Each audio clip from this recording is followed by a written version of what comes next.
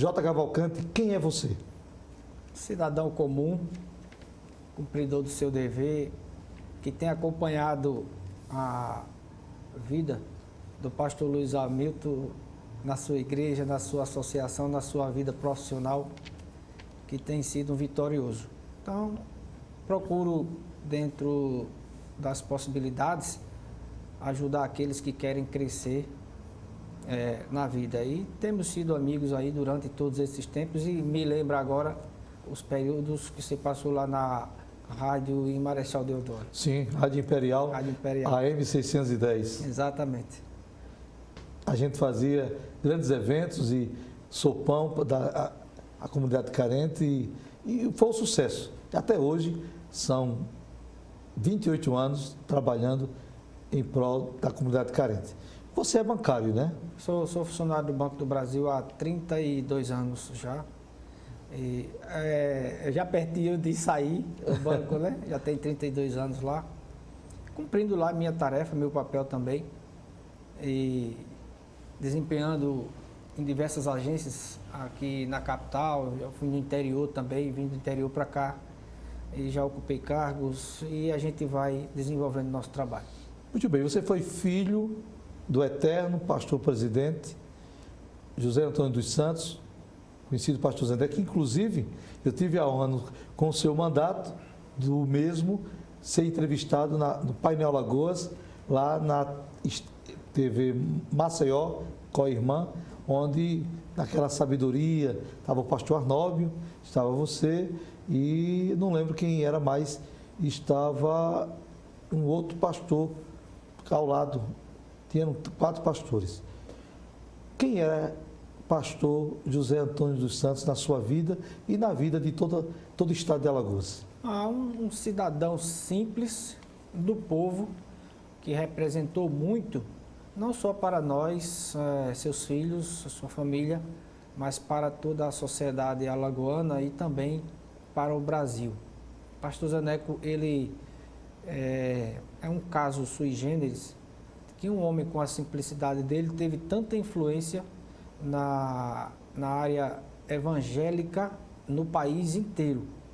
E ele era muito chamado para visitar e para resolver problemas nesse país inteiro em nome da CGADB, que é a entidade que congrega os pastores da Assembleia de Deus Missão.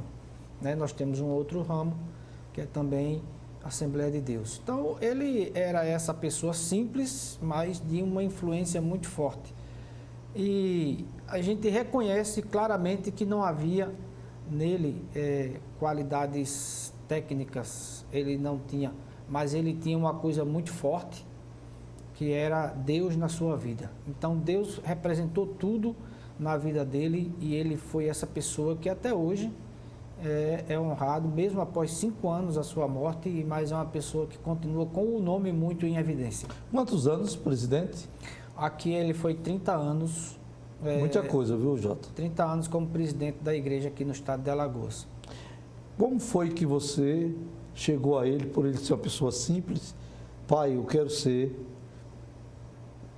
candidato a deputado estadual. Porque ele era muito cauteloso com seus filhos, né, até antes da sua morte. E para convencê-lo, como foi essa situação? Na verdade, nem eu, nem ele também, nós queríamos adentrar para a área política. Nós tínhamos uma outra missão, assim como ele cumpriu a missão dele, porque nós sabemos das complicações da vida pública de um homem público. Mas tinha um projeto a nível nacional, que era para que a igreja pudesse ter um representante em cada estado e também dentro do Congresso Nacional, em função dos ataques que as igrejas vinham sofrendo e precisavam ter pessoas que lá defendessem os seus interesses.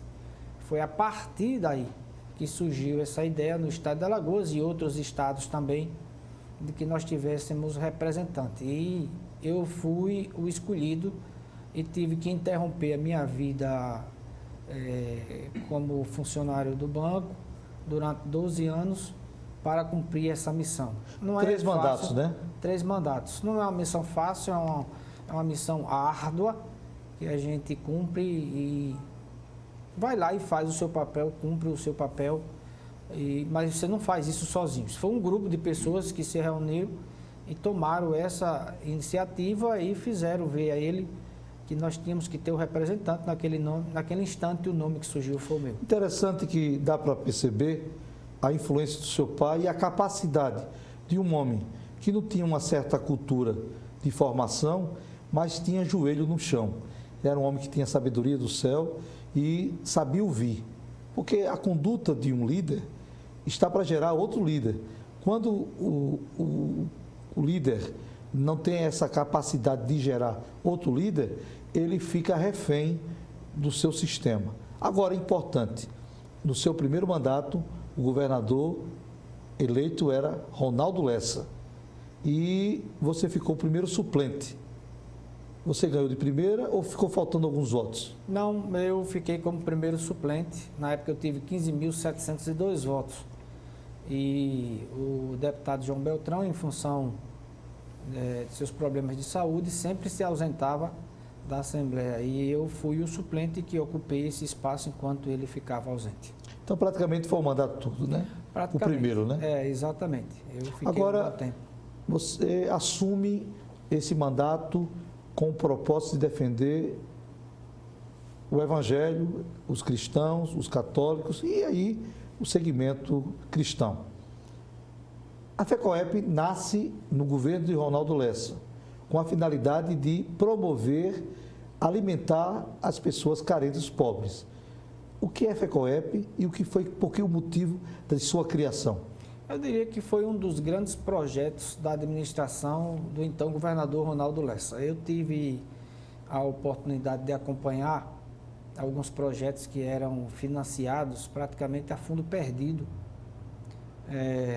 na região do Sertão, quando da implantação do Canal do Sertão. Sim. Desde o início da formação do Canal do Sertão, quando ele já começou a operar, eu comecei como era um dos conselheiros do FECOEP, comecei a fazer a fiscalização da aplicação desse recurso, porque transitavam alguns projetos lá no Conselho e nós éramos quem relatávamos e fiscalizávamos em loco. E eu tive a oportunidade de ver, e até hoje quando eu chego no sinal, às vezes eu compro aquelas caixinhas de morango para uma neta que eu tenho, que é o meu xodó, e eu me lembro de que como é que eu iria imaginar que o sertão de Alagoas poderia dar morango. E eu estive lá em Delmiro Gouveia, e tinha um pequeno pedaço de terra lá, eu acho que 1 hectare ou 2 hectares, e o cidadão lá começou a plantar com água irrigada. E isso era fruto também de recursos do FECOEP, que financiava, e eram valores pequenos, 3 mil, 4 mil, 5 mil reais, só que isso era bem distribuído. Então, foi um projeto muito, muito importante aqui para o estado de Alagoas, e até hoje, tanto ele é tão importante que até hoje ele está em vigor aí, ajudando principalmente a agricultura. Foi-se comprado muita sementes para distribuição com os agricultores, não só do sertão, mas o pessoal ali da área de Maragogi. Foi comprado com esse recurso, que advém da sociedade, foram comprados também tratores, caminhões para o pessoal ali dos sem terra daquela região de Porto Calvo, da região de Maragogi. Então é um projeto muito importante para o estado de Alagoas. Inclusive o atual governador está usando, alguns dizem que são fins desviados, né, a finalidade, para a construção de vários hospitais. Aí a quem diz é a justiça. Mas o que a gente percebe aqui, que o FECOEP foi para a construção e uma grande finalidade.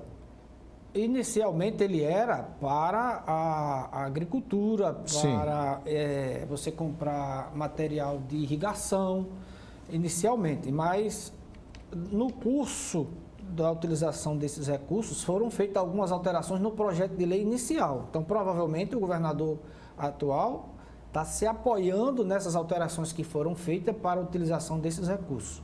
Eu entrevistei o deputado estadual Bruno Toledo e ele também esteve à frente da FECOEP e diz que não concorda com esse esse desvio, né? Essa forma de mudar a finalidade do FECOP. Mas o que importa é que alguma coisa está acontecendo.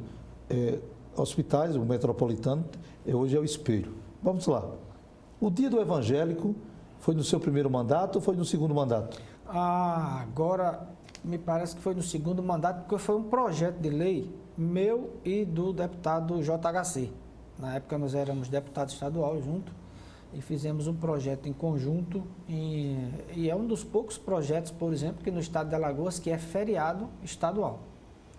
Então, nós fizemos isso para fazer lembrar a sociedade de um segmento que é tão importante e que tanto contribui... E cresce, né? E cresce para a sociedade, não só alagoana, mas para a sociedade do país inteiro. E aproveitar, me faz lembrar agora uma viagem no tempo, que o nosso senador Fernando Collor esteve lá com seu pai, lá no Rio Largo, com o governador ao lado, e foi uma honra, né? Sempre você na articulação, já sem mandato, mas teve ainda com seu pai vivo, né? Meses depois seu pai adoeceu, mas o senador Fernando Collor esteve no Castelo de Desfiladeiro, lá em Rio Largo. Eu diria que o pastor Zeneco é uma dessas figuras, ou foi uma dessas figuras que se dava bem com todos os matizes da política alagoana, né? Então, as portas estavam sempre abertas. As portas sempre estiveram abertas e o senador Renan Calheiro, o senador Fernando Collor, o senador Benedito de Lira, deputados federais, nós sempre estávamos convidando essas pessoas para visitar a igreja e o pastor Zeneco tinha uma particularidade, ele gostava muito de chamar as pessoas para tomar o café da manhã com ele. E diversas vezes, não só uma vez, diversas vezes, esses próceres da política alagoana estiveram lá na casa do pastor Zeneco, sendo que antes do café tinha o culto doméstico, né? Então o que é que ele fazia? Ele cantava um hino, lia um texto da Bíblia, orava e convidava o visitante para tomar café. Então, algumas dessas vezes essas pessoas participaram do culto doméstico lá na casa do pastor Zeneco e resolveu os seus problemas. Esse Lorde que agora descansa com Deus, ele teve a dificuldade porque ainda hoje algumas barreiras sobre a questão a política e o cristão e a política.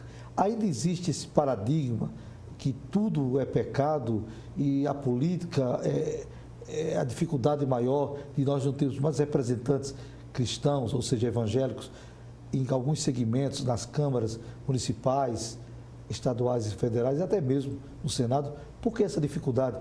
E na época o seu pai era o Lorde, era um homem que tinha uma certa articulação, ele tinha uma comunicação com todos, era o pai de todos, né? Amigo de todos.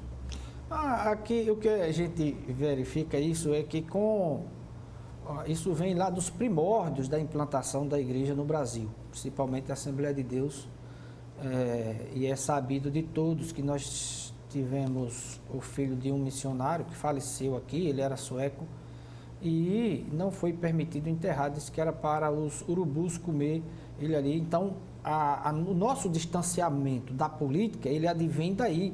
Não é que era pecado, é que nós éramos proibidos de participar de política, né? Mas com o crescimento da igreja, evidentemente, você tem o aumento dos problemas.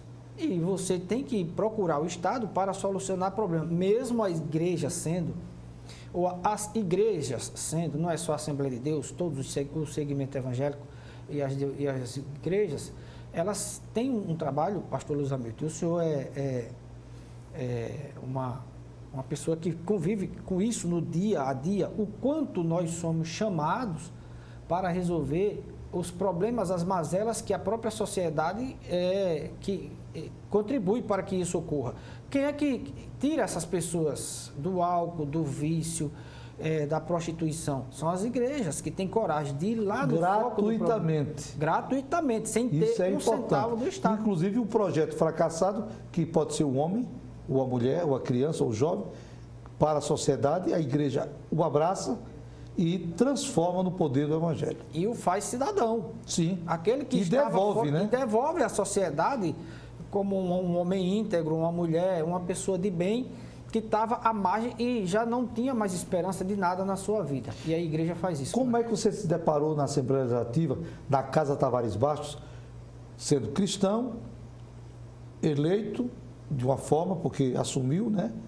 Primeiro suplente assumiu, aí vai para o segundo mandato, eleito, terceiro mandato, eleito. E aí surge a mesa diretora, que é o sonho de qualquer político fazer parte da mesa diretora. Vai a um cargo altamente espinhoso. O primeiro secretário que cuida das finanças, que assina, e também cuida da parte funcional do Poder Legislativo, onde é uma casa que representa a fiscalização para a população. Como é que você chegou em uma articulação, sair de deputado para primeiro secretário? Pois é, por incrível que pareça, mais uma vez, eu não fui buscar o cargo de primeiro secretário. Ele me apareceu numa dificuldade momentânea lá da Assembleia Legislativa e eu fui alçado ao cargo de primeiro secretário. E com a minha ascendência a esse cargo, nós dividimos o que era a parte de recurso e o que era a parte administrativa. Então eu fiquei, na época, com a folha da Assembleia Legislativa, que é a parte administrativa, e o deputado Marcelo Vitor, hoje presidente da Assembleia, foi quem ficou com a parte financeira.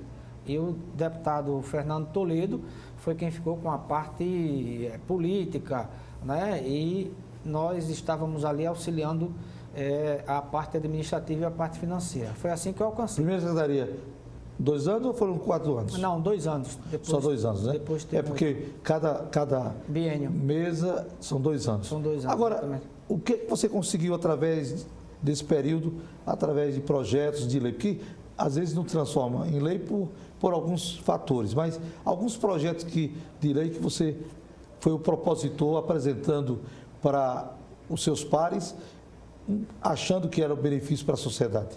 Eu passei boa parte do meu tempo na Assembleia Legislativa ou como relator ou presidente de comissão. Então eu passei praticamente 6 anos lá como presidente da Comissão de Orçamento. Era o deputado Ricardo Nezinho, depois o deputado Gilvan Barros. Depois eu sucedi o deputado Gilvan Barros e passei praticamente 6 anos cuidando da parte de orçamento do Estado, dos órgãos do Estado, relatando ou inserindo algumas emendas, das emendas parlamentares também, tratando de, às vezes, Tribunal de Justiça, Ministério Público, a própria Assembleia, o Governo do Estado, precisava de algumas alterações em determinada lei, e esse era o meu papel de ficar auxiliando o deputado Fernando Toledo, a mesa diretora, trabalhando nessas relatorias, que não é uma coisa fácil, você tem que fazer muita negociação, porque os interesses de parte a parte. E as comissões? Você fez parte de algumas comissões? Fiz diversas comissões, comissão de meio ambiente. Eu, quando passo ali no polo hoje, ali em Marechal Deodoro, parte daquilo transitou, algumas empresas que queriam implantar em Alagoas, teve que passar ali pela Assembleia, porque tinham terrenos. Para você ter ideia, tinha alguns terrenos ali que precisavam ser desapropriados, o Estado desapropriava e a pessoa que sofreu a desapropriação achava que era injusto. Então, passou muito disso dentro da Assembleia. Daí eu fiz parte, na época eu fui presidente da Comissão de Meio Ambiente, fui presidente da Comissão de Orçamento e outras comissões. Fui membro da Comissão de Agricultura, fui membro da Comissão de Constituição e Justiça. Então, assim, diversas comissões eu tinha esse trabalho técnico muito forte dentro da Assembleia. Política, eleições, várias variantes passaram na sua vida. A eleição 2020, o maior fantasma será a abstenção. Mas aí chega o Covid-19. A insatisfação, a falta de uma estrutura, muitos micro, médios e pequenos empresários faliram, a população revoltada. Como será essa eleição de 2020, que já foi alterada de outubro para 15 de novembro? Haverá surpresa? Como é que será o comportamento? O homem e o ser é um ser eminentemente político. No momento que eu penso, eu existo. Como é que vai existir essa eleição de 2020 no âmbito municipal e do legislativo e como também do executivo? Eu tenho 56 anos de vida e já acompanhei diversas eleições. É interessante. Isso é uma incógnita para todos nós. Aqueles que militaram na vida pública, eu já estou fora dela, e aqueles que estão hoje na vida pública, porque nós tínhamos o hábito de fazer o contato com o cidadão para pedir a ele o voto. Sim. E agora você tem que utilizar um celular para pedir a ele o voto. Então, qual é o resultado disso? Os melhores analistas, eles não têm ainda qual é o resultado disso ainda, porque você não sabe qual vai ser o comportamento do cidadão. Não é? Mesmo sendo obrigado pela legislação a sair de casa para votar, mas ele pode também justificar o seu voto. Então, o que é que vai ser a eleição de 2020? A gente ainda não sabe. Eu converso muito e você faz parte do mundo político, você não consegue mais sair dele, porque você mantém muitas amizades, pessoas lá. E a gente conversando até com os analistas também, eles não têm uma solução para isso. O que é que vai ser a eleição do dia 15? A gente não sabe ainda como é que o cidadão vai se sentir para sair de casa, até porque muitas dessas pessoas também estão com receio de sair de casa, né? Para ir para um local onde vai ter aglomeração de outros. Então, talvez muita gente vá se abster. Pode até diminuir sobre esse impacto, né? Exatamente, é o que eu tenho ouvido, porque, por exemplo, em Maceió, se não me falha a memória, parece que está em 16 mil. Mas acha-se que com essa abstenção, talvez isso venha a diminuir muito. Jota, nas suas considerações finais, mas antes das considerações finais, preciso fazer uma pergunta que é a vontade de todos fazer. Você desistiu da política? Eu estou cuidando da família, da minha vida, da minha velhice, da minha família, porque com a morte do meu pai eu me tornei, não o arrimo, mas depois da minha mãe, a pessoa mais velha. Minha mãe hoje tem 83 anos de idade, eu sou o mais velho, sou o primeiro dos filhos. E antes do meu pai morrer, ele me deu uma incumbência de cuidar da minha família, porque toda família tem lá seus problemas. Graças a Deus, nós estamos em paz. Quantos filhos? Nós somos em 6. Só eu de homem, mais 5 mulheres. Mas vamos ser mais claros, você desistiu da política? Porque eu estava fazendo algo meio... Porque comigo a gente não desiste da política, né? A gente pode dar um tempo para ela, mas inicialmente eu prefiro, nesse instante... Ainda existe uma semente? Claro que tem, né? Todos nós temos a vontade de continuar contribuindo com a sociedade. Mas nós entendemos que tem outras pessoas também que têm essa capacidade, que pode ser, inclusive, melhor do que a minha participação, do que eu fui durante o período que tive. Nas suas considerações finais, essa abertura de hoje, o que é que ela representa em 3 minutos? O pastor Zeneco, ele dizia que a quem Deus chama, ele cuida, de quem Deus cuida, ele qualifica para exercer funções. Né? Eu ouvi de um homem simples, e mais uma expressão que eu achei muito interessante. Ele disse que tem pessoas que você coloca dentro de uma panela de pressão na forma líquida. Mas quem colocou lá esqueceu que com o aquecimento, aquela forma líquida vai sair de dentro da panela de pressão de forma gasosa. Assim é o pastor Luiz Hamilton. Não adianta querer prender a quem Deus chamou e qualificou para exercer um mistério. Então, o que é o Painel Alagoas? Não é só tratar da vida pública, do homem público, não.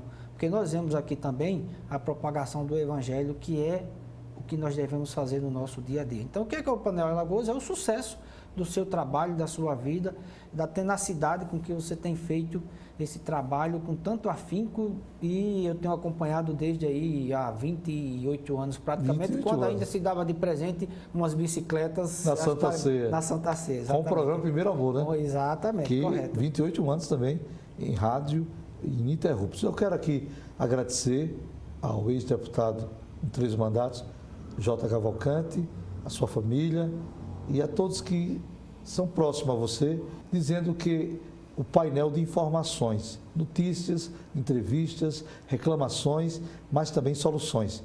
Muito obrigado, Jota. Painel Alagoas, reprise, sábado e domingo, aguarde. Grande abraço, pastor Luiz Hamilton.